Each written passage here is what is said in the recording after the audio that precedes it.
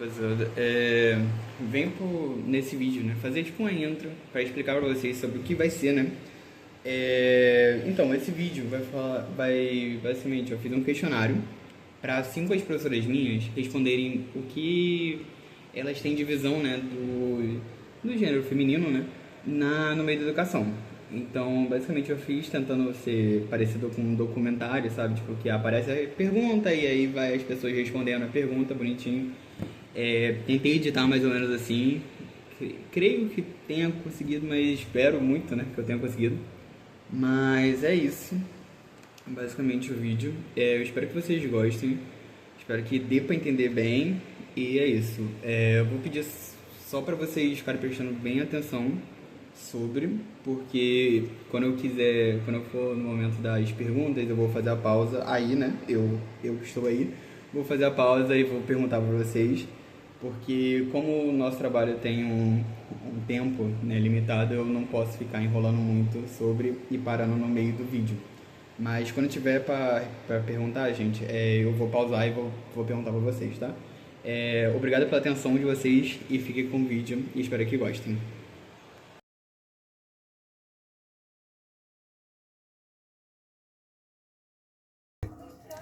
Meu nome é Eliane Kátia de Souza Margonari, sou professora formada desde 2001 em exercício, tenho 57 anos e estou nessa profissão há 24 anos. Meu nome é Mônica Cristina, tenho 56 anos, sou formada em letras, português, literatura e especialização em teoria da literatura. Meu nome é Fernanda Grande Moreno, eu tenho 37 anos e eu sou professora de História formada pela Universidade do Estado do Rio de Janeiro.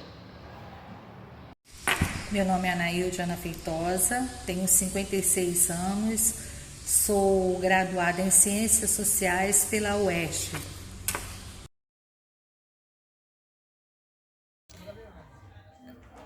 Sempre quis ser professora. Por quê? Porque essa coisa de você trabalhar com criança, você desenvolver, você acreditar no desenvolvimento de você já te faz um professor. Você aprende muito em sala de aula, você trabalha de diversas maneiras, diversas formas de habilidade com crianças, que é uma coisa impressionante. E isso vai desde lá o 6º ano até o 3º ano do ensino médio. Se eu sempre quis ser professora, bem, a princípio, no ensino médio, pensei em fazer secretariado. Mas depois acabei fazendo formação de professores, o antigo pedagógico.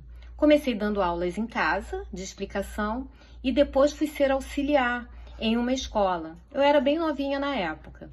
Quando terminei o ensino médio, comecei a trabalhar em uma escola particular, com educação infantil e ensino fundamental. Fiquei lá 27 anos, foram 25 anos só na educação infantil e mais 2 só no ensino fundamental 1. Mas quando eu ainda estava lá nessa escola particular, eu fui para o estado, onde eu estou há 16 anos, trabalhando com turmas do sexto ano, né, do Fundamental 2, ao 3º ano do ensino médio. Bem, sendo assim, eu acho, né, que tinha que ser.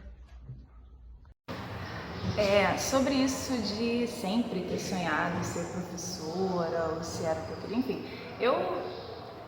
quando perguntam para minha mãe, a minha mãe diz que sim, que eu sempre quis ser professora, porque ela diz que quando eu era pequenininha eu arrumava um monte de bonequinha na cama e pegava um caderno e ficava lá horas e horas dando aula para as bonecas, né, que eu era professora das bonecas, fazia de madrugada, enfim, qualquer horário. E minha mãe fala, ela sempre quis ser professora, ela sempre, né, muito orgulhosa.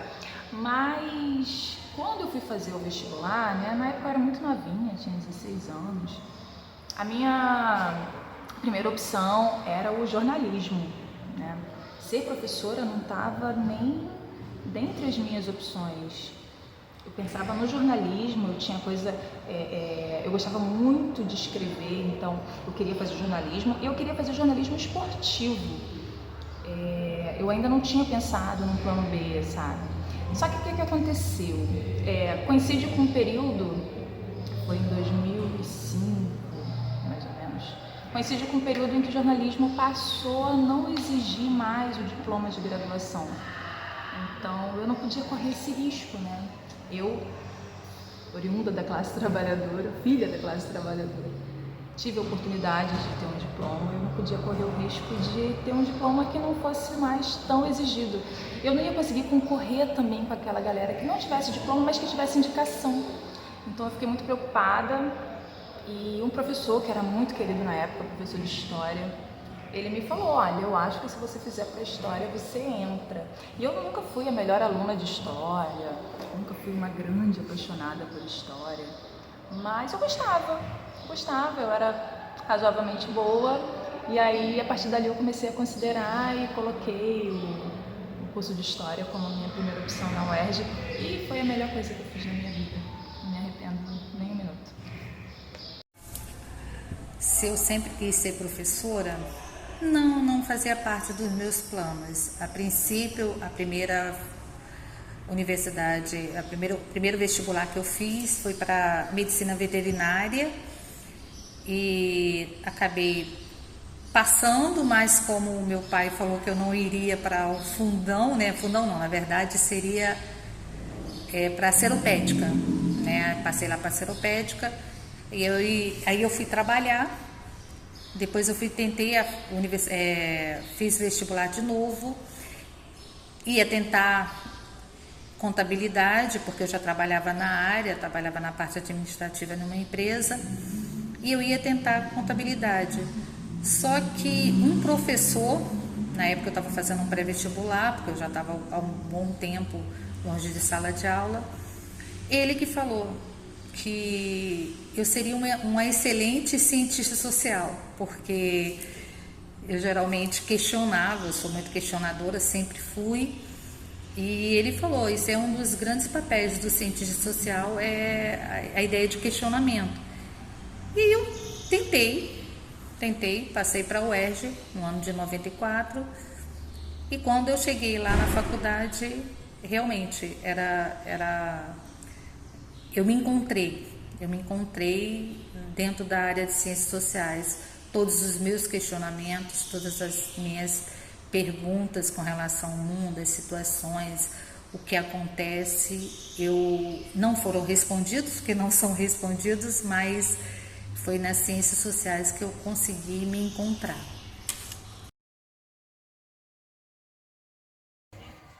A outra pergunta que está colocada aqui é: você possui mestrado, doutorado? Não. Por quê? Porque ao longo dos anos, você em sala de aula, você vai trabalhando e vai pensando como você vai aprimorar, como você vai melhorar para você mesma, enquanto professora. A sua evolução pessoal para que você possa desenvolver melhor.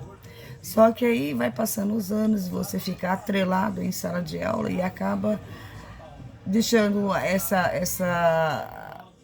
essa continuidade da sua profissão de lado, como se você tivesse acomodado no sistema, a qual o governo acaba te colocando uma questão financeira, de você se sustentar, de você manter isso tudo, vai te deixando meio que deslocado para essa coisa. Você fica pensando, poxa, eu não estou tendo tanto resultado profissional, como eu iria levar isso adiante, né?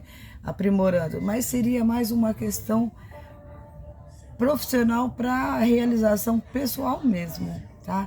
Uma questão de fazer um doutorado. Eu fiz pós-graduação, fiz 2 pós, mas por interesse próprio, porque eu queria estar dando uma melhorada na questão em sala de aula, na questão do desenvolvimento comigo mesma, porque o que a gente aprende em faculdade é o mínimo, você aprende mais.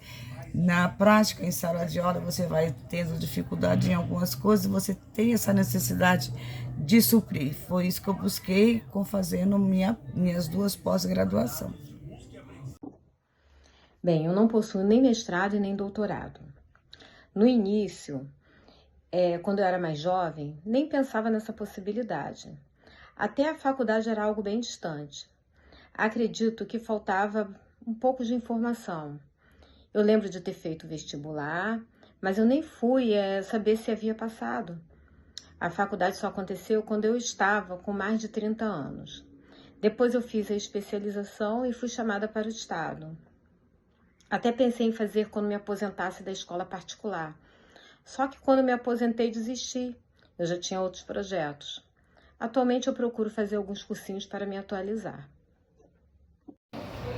Sobre a minha formação, eu sou mestre em ensino de história. Eu entrei no mestrado em 2019, um pouquinho antes da pandemia. Meu mestrado ele foi feito na UERJ também. Foi um mestrado profissional, que é voltado para a formação de professores, né? Pensado na formação continuada.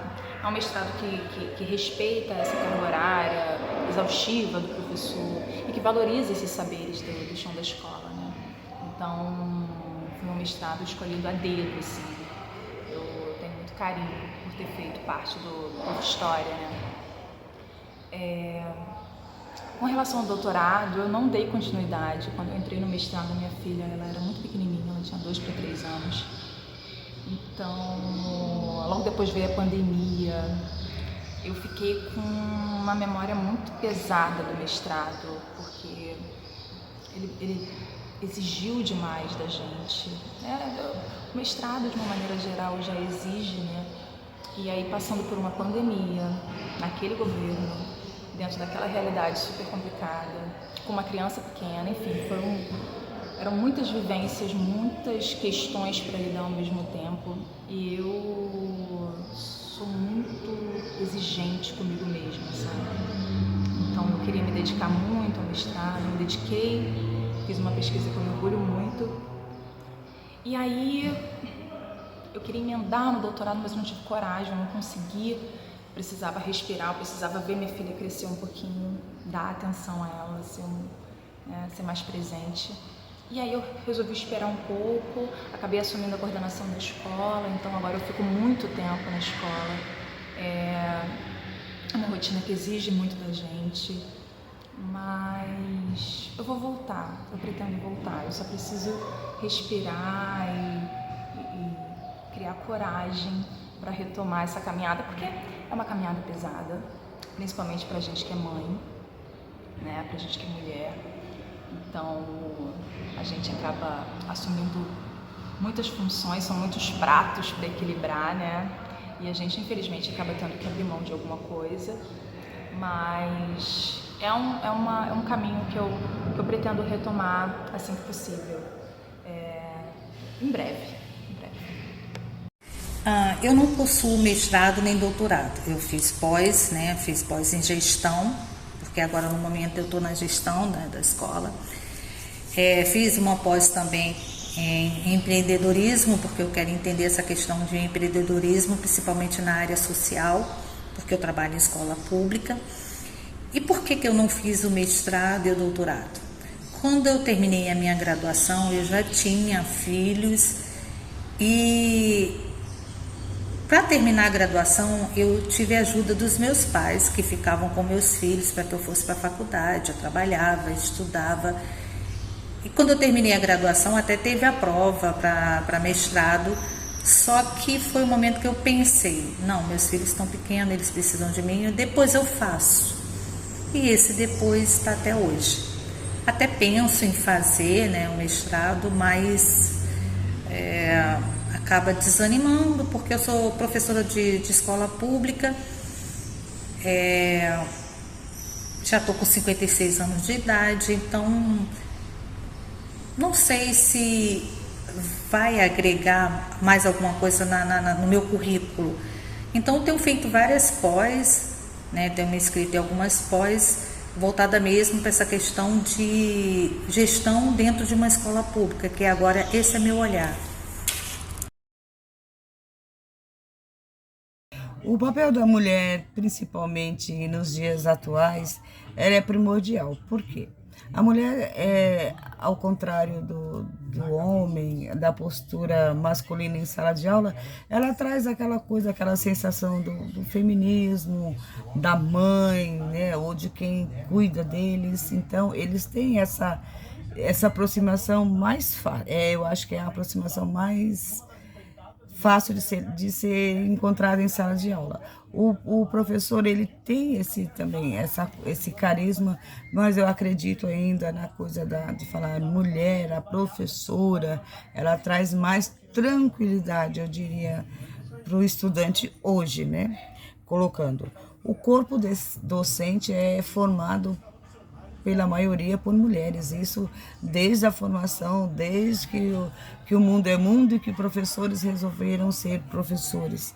As mulheres tomaram essa coisa, tomam a frente em todos os aspectos, desde então. Ela é primordial porque a educação infantil, vamos entrar já na educação infantil, ela entra nessa situação de carinho, de afeto, de imposição de uma postura feminina. Então, os homens, não que eles não tenham, lógico, fica aqui o meu relato, mas para a mulher, a sensibilidade, o feminismo, o carinho, essa coisa toda, ela já vem mais fácil, né? Então, é mais fácil de lidar com essa situação. Então, na educação infantil, vocês vão encontrar sempre, a maioria sempre mulheres, né? Elas estão preparadas.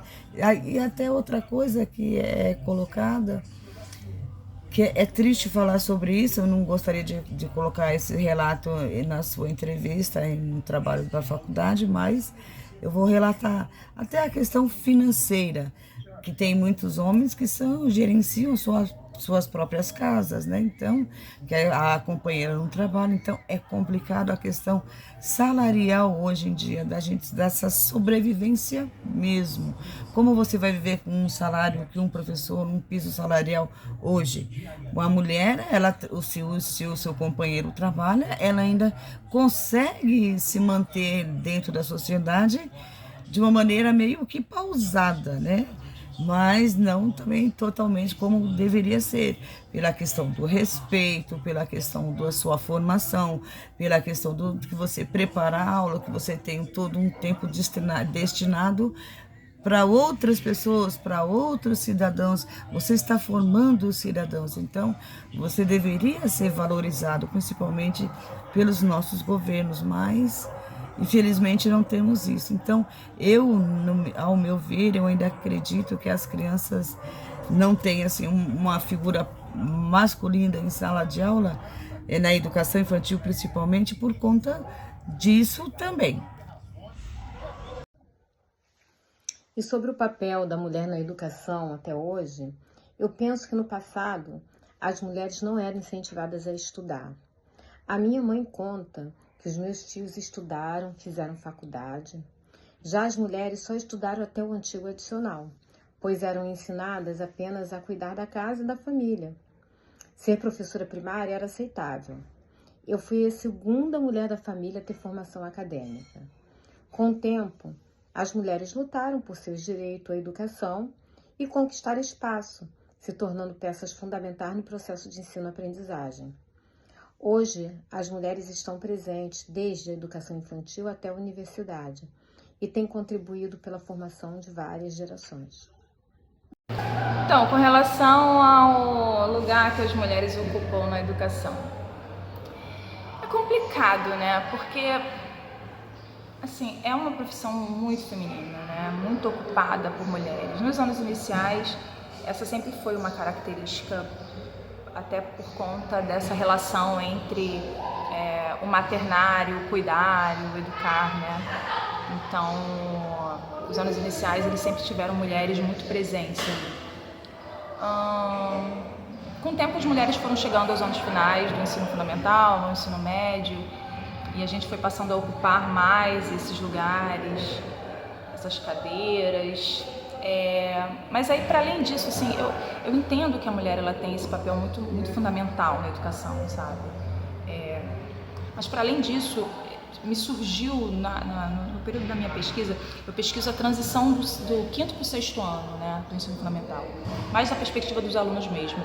Mas nesse caminho da pesquisa me surgiu um questionamento sobre se essa desvalorização profissional, né, se esse descaso público com a nossa profissão, com os nossos salários, enfim, se isso não está muito relacionado ao fato de ser uma área muito ocupada por mulheres, sabe? Será que não tem um quê de misoginia? Afinal de contas, a gente está fazendo aquilo que a gente já deveria fazer, que é cuidar, que é educar.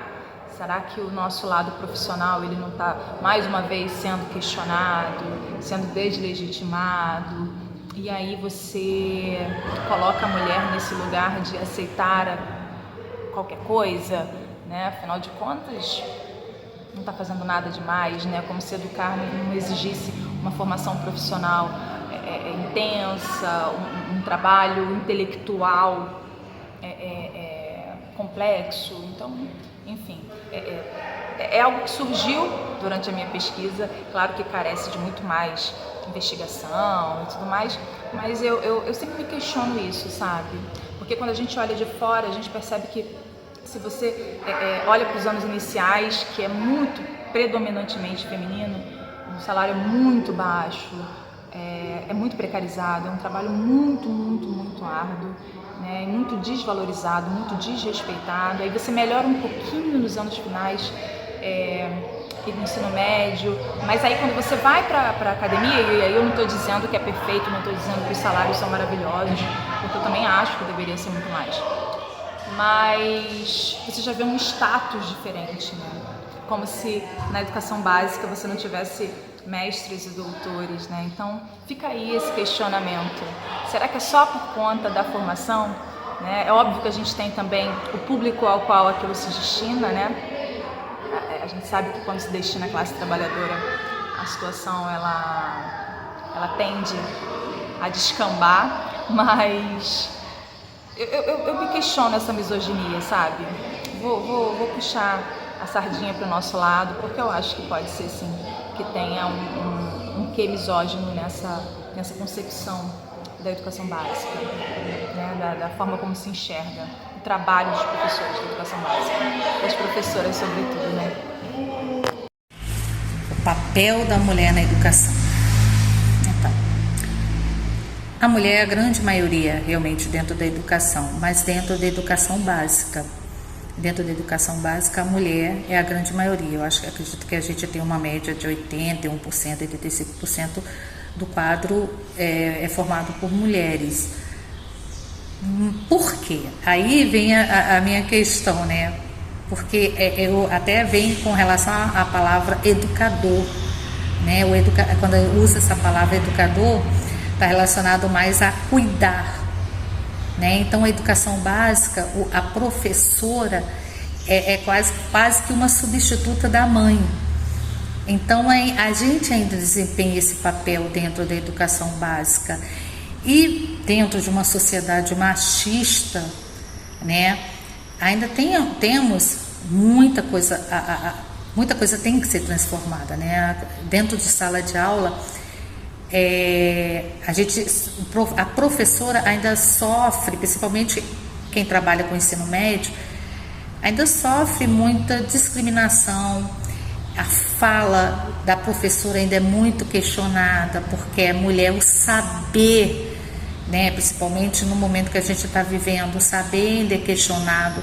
Eu ainda observo que quando é o professor, os alunos tendem a obedecer não, eles tendem a aceitar mais o saber. Quando esse saber é passado pela professora, existe todo um questionamento. Então, assim, tem determinadas posturas que mulher, a gente tem que tomar no primeiro dia de aula para que você seja respeitada, diferentemente da grande maioria dos homens. Então, assim, eu ainda acho que a gente tem muita coisa para vencer, ainda tem, mesmo a gente sendo a maioria, a questão salarial, a educação básica, o salário na educação ainda é muito baixo.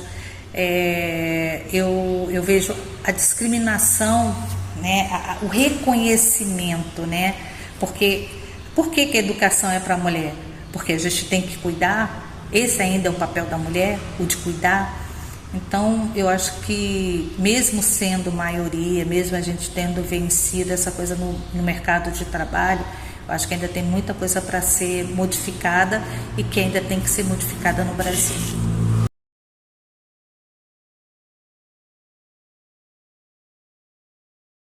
Falando de ensino básico, né? O ensino básico já diz, a palavra por si só ela já se coloca.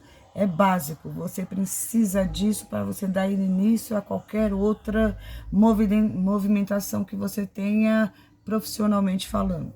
Você vai passar pelo ensino fundamental, pelo ensino médio, mas você vai precisar de um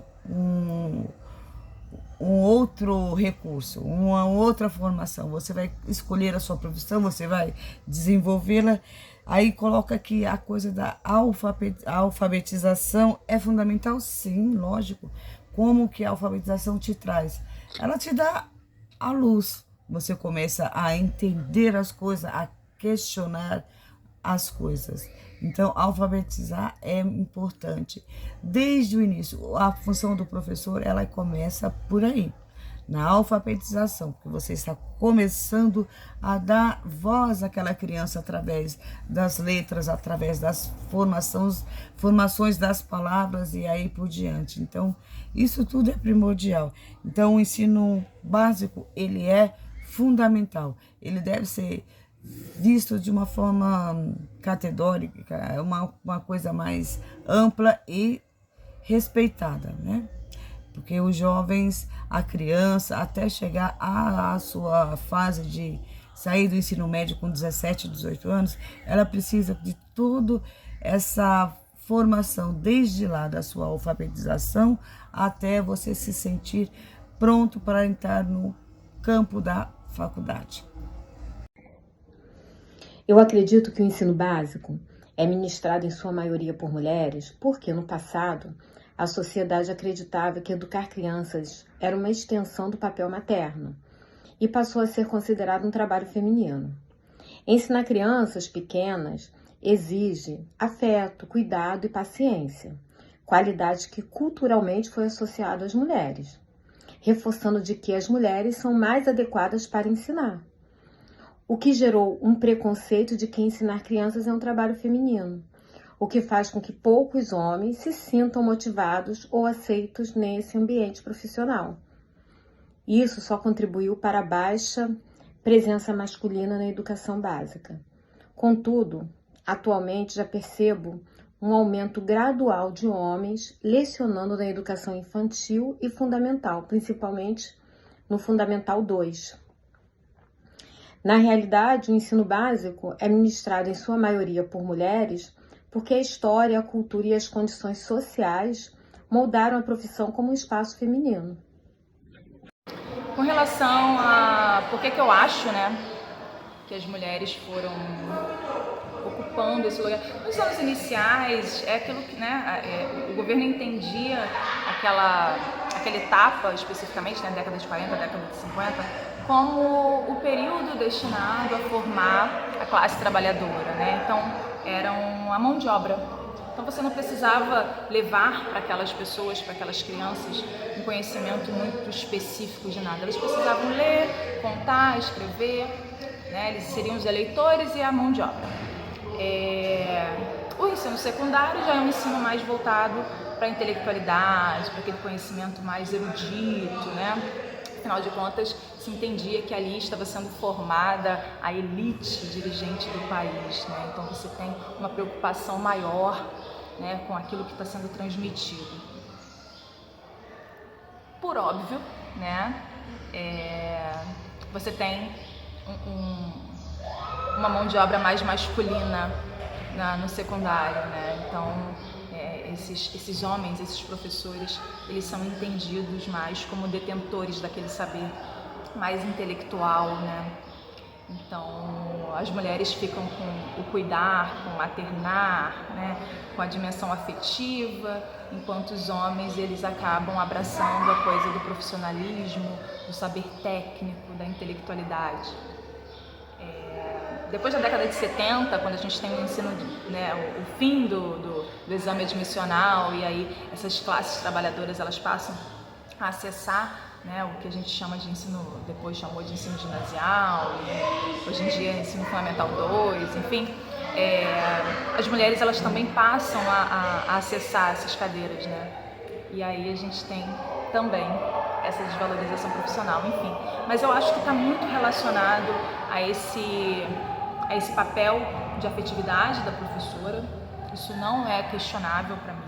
Eu defendo a dimensão afetiva do trabalho do educador, então eu acho que a mulher ela tem isso muito presente, por isso ser legitimado pela sociedade. O homem ele acaba não desenvolvendo, talvez, em sua maioria, tanto isso, porque se espera do homem um papel diferente do nosso, né? Então acho que isso está muito relacionado ao que se espera, ao que a sociedade espera da gente.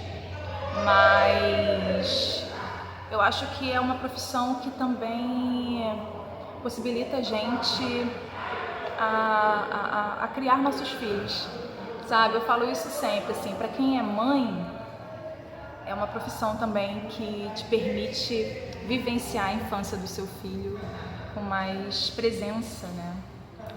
Então é um outro fator, mas eu acho que é difícil, são muitos os fatores, né? Eu acho que tem uma dimensão de classe social também, né? De onde a gente veio. Existem pesquisas que mostram que pessoas oriundas das classes mais baixas, elas acabam optando por esses cursos. Muitas vezes dizem que são cursos mais fáceis, mas eu entendo também que são cursos mais, eu diria, mais acessíveis e que dão um retorno mais rápido, eu diria, né? Porque a gente não tem muito tempo para perder.